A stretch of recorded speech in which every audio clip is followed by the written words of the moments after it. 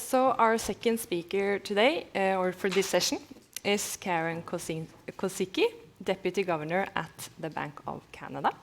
And she has played a leading role in the reviews of Canada's inflation targeting framework, including the 2016 renewal of the agreement with the Canadian government.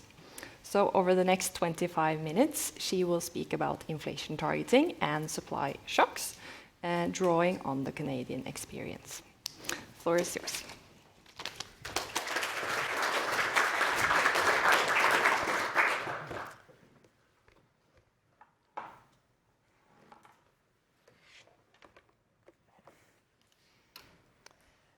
Well, thank you very much for the introduction, and thank you very much for the invitation to participate in this event.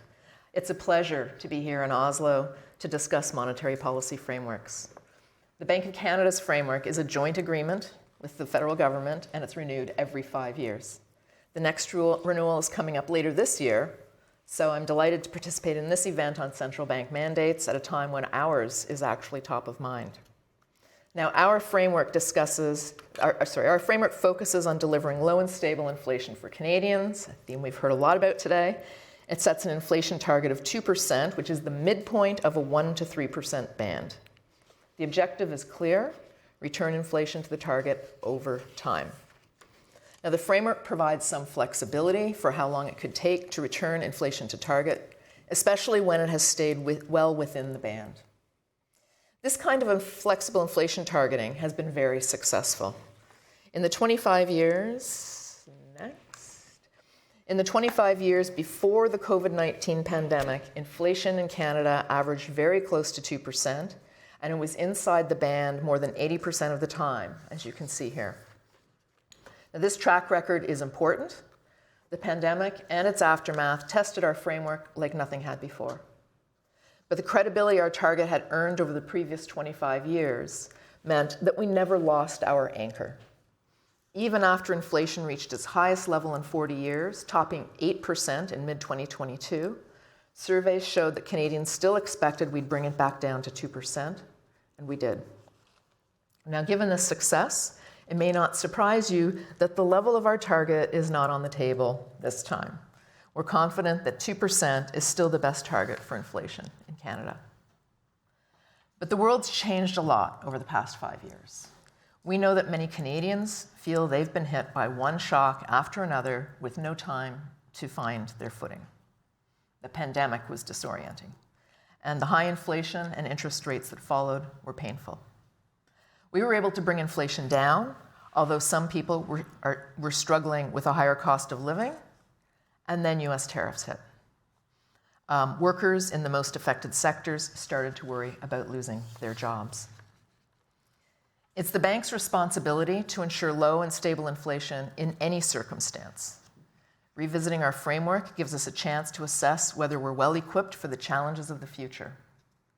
And since our last renewal, supply-side developments, a theme we've been talking about today, have become more important for inflation. So let me explain a little bit about what I mean when I say supply-side developments. Now, during the pandemic, we saw major disruptions in supply chains, which caused delays in deliveries and shortages of many goods. Now, big forces like AI and the reconfiguration of global trade are reshaping the global economy. Population aging is also an important force in Canada, as it is in many countries. The risks from geopolitical tensions are rising, and so are the risks from more frequent extreme weather events. These forces mostly affect the supply side of the economy, factors that affect production costs, the efficient use of capital and labor, and ultimately, the availability of goods and services. Now, supply-side developments can lead to trade-offs for monetary policy, and sometimes these developments can result in a combination of a weak economy and high inflation. In such cases, raising the policy rate to restrain inflation tends to weaken the economy further. Lowering rates could support the economy, but won't help bring inflation back down. Understandably, Canadians don't particularly like either of these options. So that's the background. Here's what I'm going to talk about today. First, I'll expand on trade-offs and explain when we might use the flexibility in our framework and when we wouldn't. Then I'll discuss the factors we need to consider as we make our decisions and the challenges we face when doing so. I'll finish by explaining how we're approaching these issues at the bank. So let's start by looking at some economic history for Canada. This chart shows our real-time views of the state of the economy and the level of core inflation relative to 2%. As an aside, you're going to see another version of this chart later on.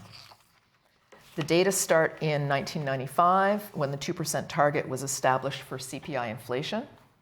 I'm using a measure of core inflation in this chart just because it's less volatile than CPI. Our target is CPI. Before the pandemic, the Canadian economy was typically in either excess supply with inflation below target or excess demand with inflation above target. Those are the blue dots that you see here. Since 2020, the story has changed. We've more frequently had excess supply with inflation above target. Those are the yellow dots. And the reason for this is that the factors driving inflation have shifted. As I mentioned, supply-side developments have become more important, and this matters for monetary policy. So just an illustrative picture here. As you can see, the conduct of monetary policy, or the stance of monetary policy, depends on whether the economy is in excess demand or excess supply, excess demand being on the far right, and whether inflation is above or below target. So that's pretty clear. High up on the chart is above target. So take a look at quadrant B. That's the top right quadrant in this diagram. When demand is too strong and inflation is too high, we can see that policy restraint cools the economy and helps bring inflation back down to our 2% target. And quadrant C shows that when the economy is weak and inflation falls below the target, policy stimulus boosts the economy and brings inflation back up. These situations generally do not involve complicated trade-offs between inflation and economic activity. That's not the case in the other two quadrants, A and D. We can think about supply shocks as being good or bad. Good supply shocks boost the economy and put downward pressure on inflation, pushing the economy in the direction of quadrant D, bottom right. In quadrant D, inflation is below the target and the economy is strong. There is a policy trade-off. For instance, easing monetary policy will increase inflation by further strengthening the economy. But doing so risks increasing financial imbalances such as excessive household indebtedness. Then there's the opposite situation. Bad supply shocks tend to push the economy in the direction of quadrant A. There, tightening monetary policy to bring down inflation will further weaken the economy, and easing of policy could support the economy, but it risks pushing inflation further from the target. This is a very uncomfortable trade-off, and it's the situation we've been in more frequently in recent years. So now let's talk a little bit more about what can lead to policy trade-offs. Now, as I mentioned, bad supply shocks push economic activity and prices in opposite directions. And one specific example from several years ago was the global shortage of computer chips. It weighed on the production of goods that used the chips as inputs, and it added costs to a wide variety of products. Extreme weather events are another example of bad supply shocks. Major droughts, floods, and wildfires hurt economic activity even as they temporarily cause higher prices, especially for food and energy. Typically, the effects that supply shocks have on the economy and inflation are temporary, but they may persist for a while. And at the same time, some prices may be permanently affected. But sometimes supply-side developments involve structural change. Now, structural change is a transformation that can permanently alter the level of potential output, or GDP in general. So potential output's the amount the economy can produce without generating inflation. It also can change the overall makeup of the economy. I'm not going to talk a lot about structural change today because Governor Macklem actually gave a speech on it last month. But we are currently living through a period of structural change in Canada. The dramatic shift in US trade policy is rewiring global trading, including our trading relationships with the United States and other major partners. And the adoption of AI is beginning to transform how we work and live. These drivers of structural change could affect the types of goods and services we produce, the efficiency of production, the types of skills workers need, and the productivity of workers. Now, when structural change is gradual, it's less likely to be a major topic of monetary policy discussions. But when structural change leads to large and rapid economic adjustments, it can have important consequences for inflation. The bottom line is this: to prepare for the future, we need to understand the implications of a wide variety of supply-side developments. So let's go over some key considerations when taking monetary policy decisions in a world where supply-side developments are dominant. And I'm going to focus on the conduct of monetary policy when we're in quadrant A. Now, to be clear, I'll be talking about some results of the research we've been doing as part of our framework review. None of what I'm talking about today is related to our current policy deliberations. And I should point out that all of this research is cited in the online version of this speech that is posted on the bank's website. So first, I'm going to talk about the size and persistence of the impacts of a supply shock on inflation. So consider this diagram. When a supply shock has small or short-lived effects on inflation, central banks tend to look through the impacts when they set monetary policy. When the economy is weak, policymakers may be able to wait for inflation to return to target on its own. But a look-through strategy does have its limits. Central banks generally should respond when the impacts of a shock on inflation are larger and more persistent. And that means we need guardrails in place to help us choose the right path. We need the best analysis and intelligence so that we can effectively diagnose when we need to pivot and respond to an increase in inflation. Now, many people may actually find it surprising or counterintuitive that at times monetary policy needs to be tightened even when the economy is weak. And that is exactly the difficult trade-off that we face. For a given level of above-target inflation, the required tightening may be more modest when the economy is weak than when it's in excess demand. But generally, when a supply shock is expected to have large or persistent impacts on inflation, some degree of policy restraint will be needed to bring inflation back to target. Policy response will depend on how much excess supply there is in the economy and how strong the inflationary pressures are, as we can see here. Sometimes more forceful responses may be needed, such as in situations where inflation is more sensitive to the state of the economy. You can think of this as when the inflationary impacts of a shock are amplified. This could include times when the Phillips curve, which tracks the relationship between inflation and economic activity, is steeper, or when inflation expectations become unanchored. If policy doesn't respond when there's a meaningful risk of inflation expectations becoming unanchored from the target, an even greater response will be needed later. And this could lead to an even weaker economy. Now, another consideration is the nature of both the supply shock and the trade-off between inflation and output.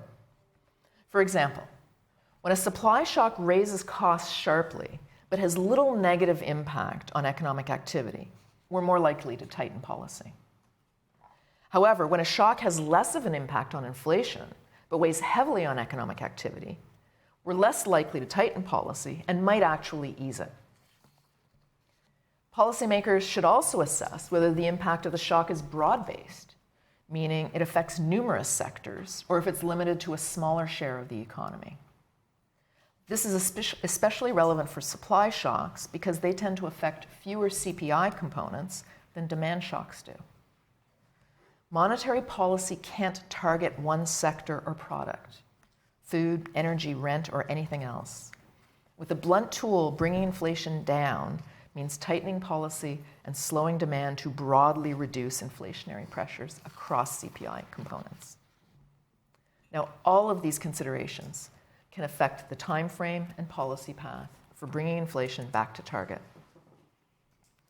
So far, I've been talking about supply-side developments as if we know everything there is to know about what we're facing. Unfortunately, that is not the case in practice. The reality is we can face challenges in estimating whether we're in a state of excess supply or a state of excess demand. And we may be facing demand and supply shocks at the same time. Moreover, Getting a good read in real time on the ultimate size, persistence, and nature of a shock is often extremely difficult. Yet such assessments are especially important when facing a policy trade-off. So consider the chart I showed you earlier with the dots. Here it is again, with an additional set of observations, our latest estimates of what the state of the economy was in each quarter. Here it's basically the estimates of the state of the economy that have changed, because any revisions to the core inflation measure here are minimal and wouldn't actually even show up visibly. So you can see the yellow dots become the orange dots and the light blue dots become the dark blue dots. The point of this chart is just to show that there's always uncertainty about the state of the economy, and that our assessments of how it evolved, uncertainty about the state of the economy, and our assessments of it evolve as we receive more information. Similarly, we can't know at the outset how big or long-lasting the inflationary impact of a supply shock will be. And unless we're sure the effects will be short-lived, the policy response should be larger than when we can be sure they'd be short-lived. Another challenge is determining how much of a shift in economic conditions is being driven by temporary shocks versus structural change. The ongoing shifts in the trade environment are an example. A consequence of US tariffs is that Canadian exports are roughly 5% lower than before. Before President Trump was reelected in 2024. This decline in exports has weakened the economy. Meanwhile, uncertainty about the future of trade arrangements is making it hard for Canadian businesses to plan, so some investment is being delayed. The challenge for central bankers is determining how much of the weakness in activity reflects lost efficiency associated with structural change, and how much points to a shock with persistent but ultimately transitory impacts. The policy response should depend on this breakdown. So now I've laid out some considerations and challenges we face when supply-side developments are important for inflation. Now I'll talk about 3 ways we're working to better understand and diagnose supply-side developments and to manage risks inherent in trade-offs. So first, we've been developing multi-sector models that enhance our lens into the supply side of the economy.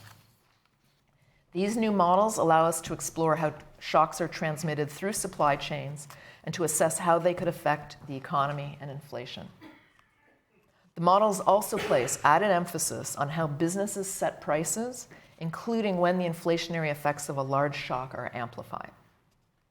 In addition, we've been using scenario analysis to help us think through how policy could and should respond to different shocks. As I've mentioned, the response will depend on the size of a shock and how long its effects might last, among other things. Scenarios also help us analyze the policy implications of different mixes of shocks and of situations where the impact on inflation is amplified. And they can help us see in the dark corners situations where outcomes could be particularly dire, and then we might overlook if we're too focused on our base case projection. In 2025, we assessed the impacts of different tariff scenarios on the Canadian economy. And we published them in our monetary policy reports to help the public understand our thinking. Overall, using scenarios helps us assess and balance risks in setting policy. As former Governor Polas said, we need to identify the most important risks and uncertainties, think about the consequences of a policy error, and then choose a policy course that balances those risks and uncertainties. Okay, second, intelligence gathering is crucial. Determining when to pivot from looking through an increase in inflation to tightening policy requires more than just macroeconomic data and aggregate models that use those data.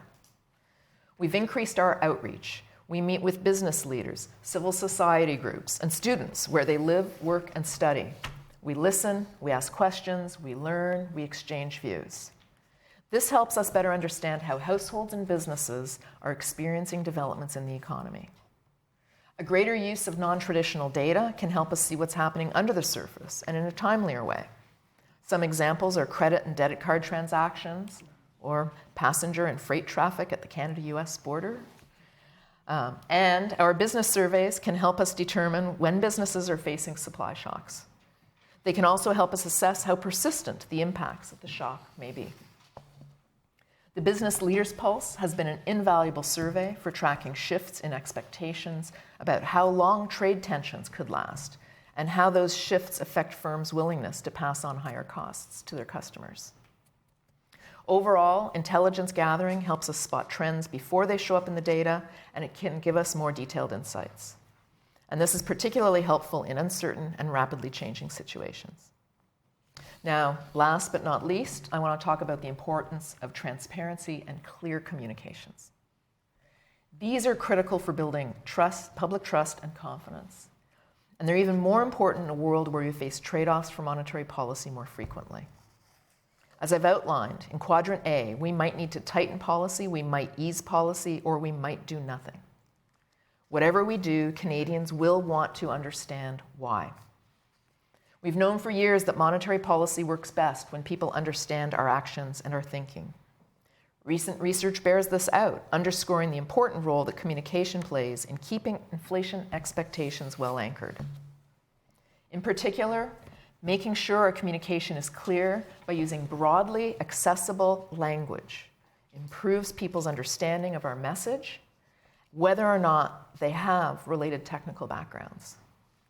Research also suggests that effective communication is even more valuable when inflation is elevated or uncertainty about the policy outlook is high. So, given that we may need to use the flexibility in our framework more often, we must commit to communicating what we know, what we don't know, and how we're interpreting developments. We must outline the areas of uncertainty we're watching closely and explain why and how we're watching them. And we must clearly describe for Canadians what our latest analysis could mean for the economic outlook and, when possible, for the near-term path of monetary policy. So it's time for me to conclude. Now, I hope I've given you a good sense of some of what the Bank of Canada is thinking about as we prepare to renew our monetary policy framework. Flexible inflation targeting has served Canada well in good times and bad. Even over the past year, in the face of disruptions from global trade tensions and increased geopolitical risks, inflation has stayed near the 2% target. And this has allowed the bank to provide some support to the economy as it adapts to a changing trade environment. Now we're looking to the future. Going forward, when we find ourselves facing supply-driven trade-offs, sometimes it will make sense to use our flexibility to manage them, and other times it will not. The right choice won't always be evident, but that's why we're working to establish the right guardrails and to improve our diagnostic tools. Maintaining transparency and clarity in our communication will also be critical. With every monetary policy decision we take, Canadians count on us to be equipped to identify and manage risks. And they count on us to deliver low and stable inflation despite the challenges that supply-side developments present. Thank you.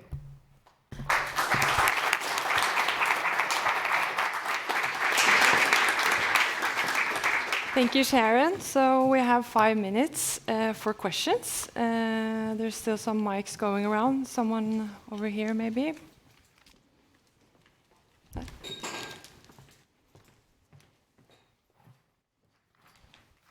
Very nice presentation. I have a quick comment and a question. The comment has to do with, have a bit of a problem with this, this notion of looking through supply shocks, because presumably what this means is that there is no policy response, and there is no policy response means that the policy rate is left unchanged.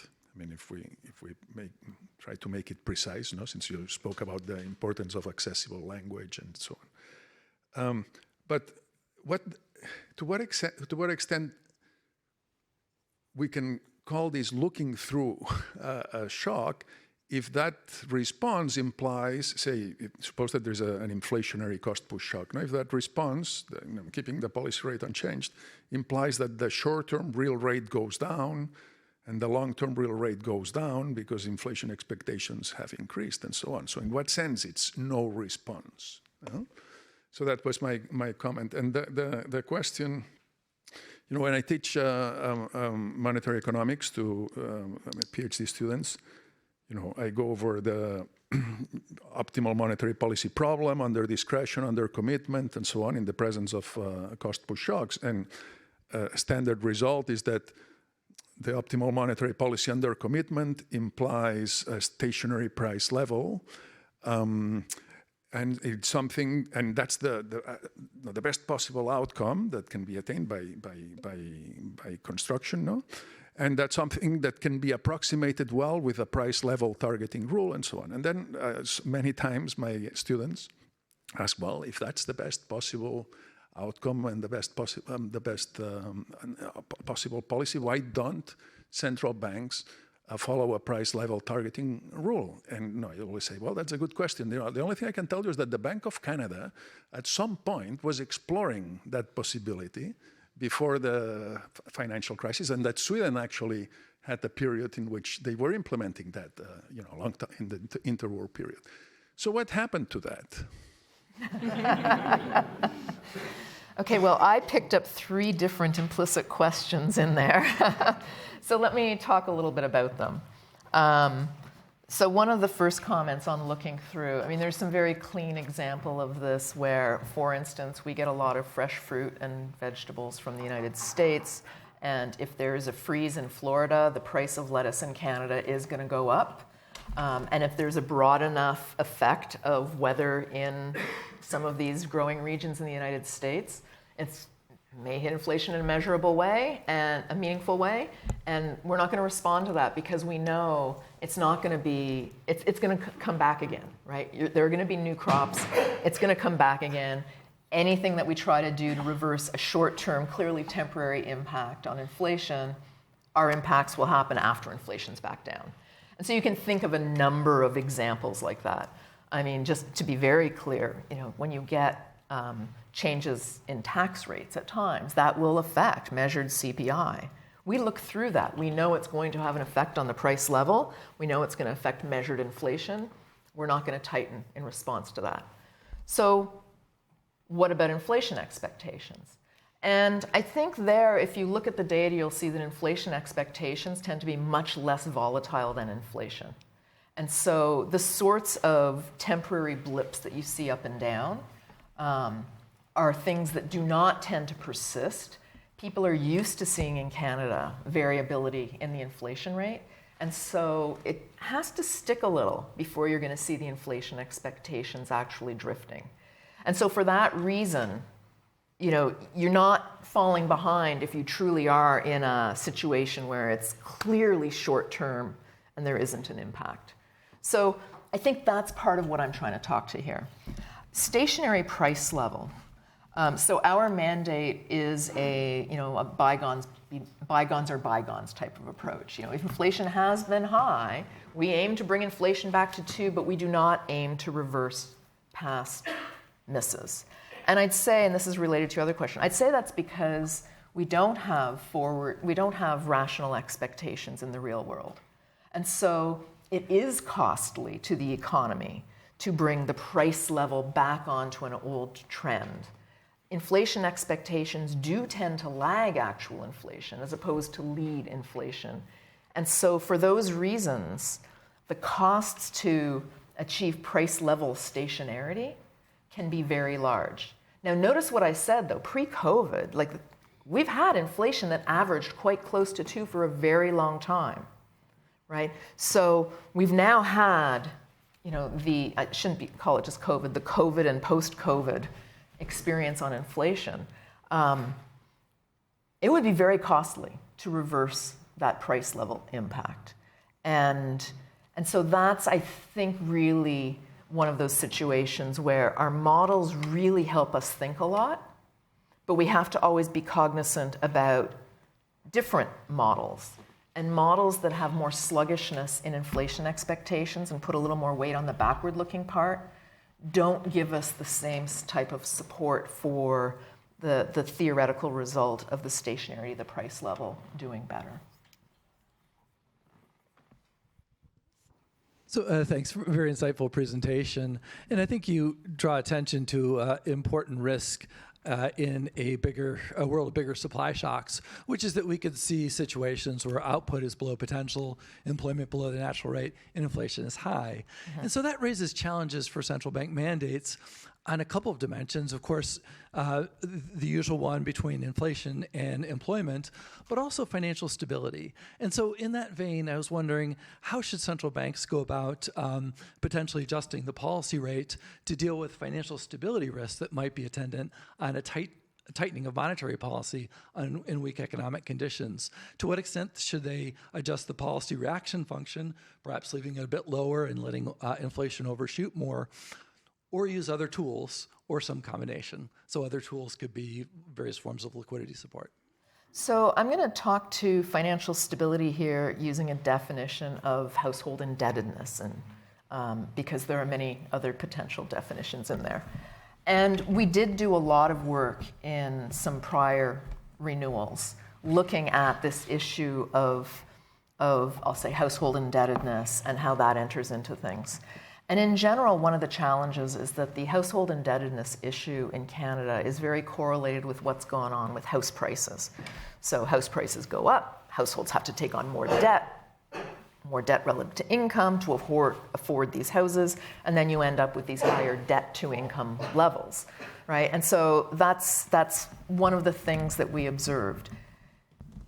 Leaning against house price appreciation is not an effective policy.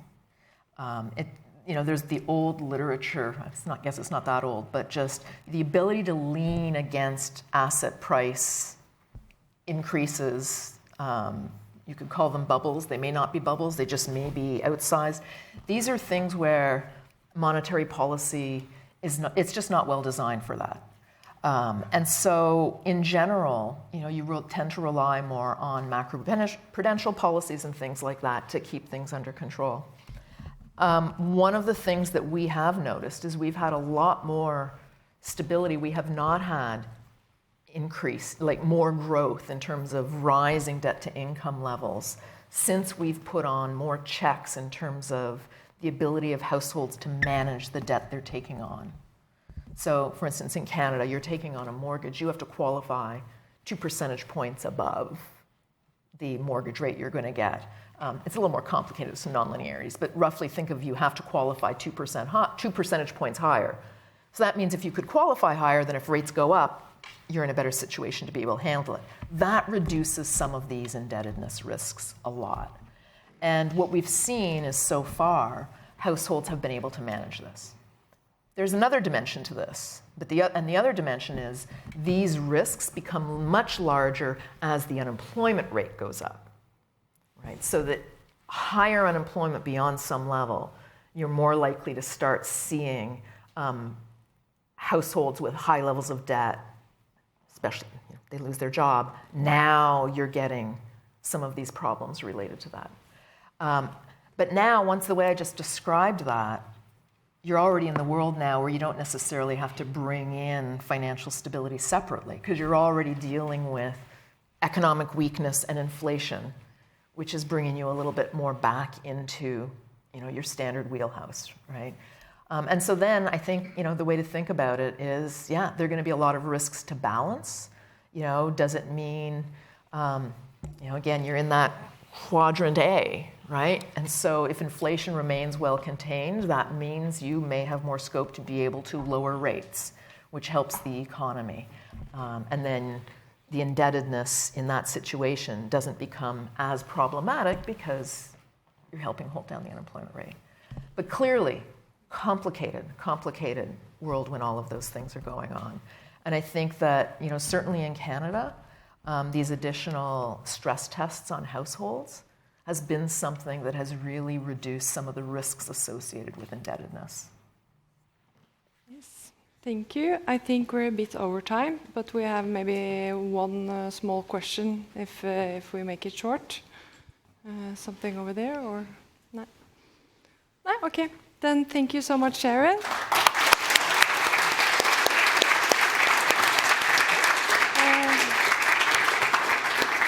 So thank you, Frank Smets and Sharon Kozicki for today's final contribution for today. And tomorrow we will continue the conference at 9:30. So I hope to see many of you still here then. Thank you.